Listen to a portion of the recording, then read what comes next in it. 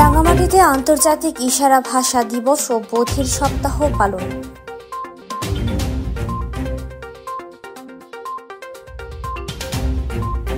রাঙামাটিতে জাতিসংঘ ও বিশ্ব বধির সংস্থা ঘোষিত আন্তর্জাতিক ইশারা ভাষা দিবস ও বধির সপ্তাহ উপলক্ষে রাঙামাটি বধির কল্যাণ সমিতি ও বধির বিদ্যালয় আয়োজনে র্যালি ও আলোচনা সভা অনুষ্ঠিত হয়েছে। শুক্রবার সকালে আসাম বস্তি বধির বিদ্যালয় থেকে বর্ণাঢ্য র্যালি শুরু করে প্রধান সড়ক প্রদক্ষিণ করে আসাম বস্তি মাশরুম সেন্টারের সম্মেলন কক্ষে গিয়ে আলোচনা সভা অনুষ্ঠিত হয়।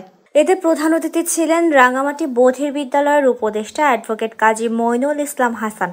অনুষ্ঠানে রাঙামাটি বধির কল্যাণ সমিতির সভাপতি কানু দাশগুপ্তের সভাপতিত্বে ও রাঙামাটি বধির বিদ্যালয়ের প্রতিষ্ঠাতা ও সভাপতি নাসির উদ্দিনের সঞ্চালনায় বিশেষ অতিথি ছিলেন বধির বিদ্যালয়ের উপদেষ্টা ও কাপ্তাই হর্টিকালচার অফিসার মোহাম্মদ জামাল উদ্দিন, বিশিষ্ট সমাজসেবক মোহাম্মদ রমজান, রাঙামাটি মহিলা কলেজের অতিথি শিক্ষক তমা মার্মা এবং রানা মার্শাল সেন্টারের ব্যবস্থাপনা পরিচালক আব্দুল মান্নান রানা। অনুষ্ঠানটিতে সাংকেতিক ভাষায় সঞ্চালনা করেন রাঙামাটি বধির বিদ্যালয়ের প্রধান শিক্ষিকা ও দোভাষী হাসিনা বেগম। ইশারা ভাষায় বক্তব্য রাখেন বধির বিদ্যালয়ের শিক্ষার্থী মোহাম্মদ হাবিব ও সোমা চাকমা। এ সময় রাঙামাটি বধির কল্যাণ সমিতির সদস্য সহ বধির বিদ্যালয়ের শিক্ষার্থী ও অভিভাবকরা উপস্থিত ছিলেন।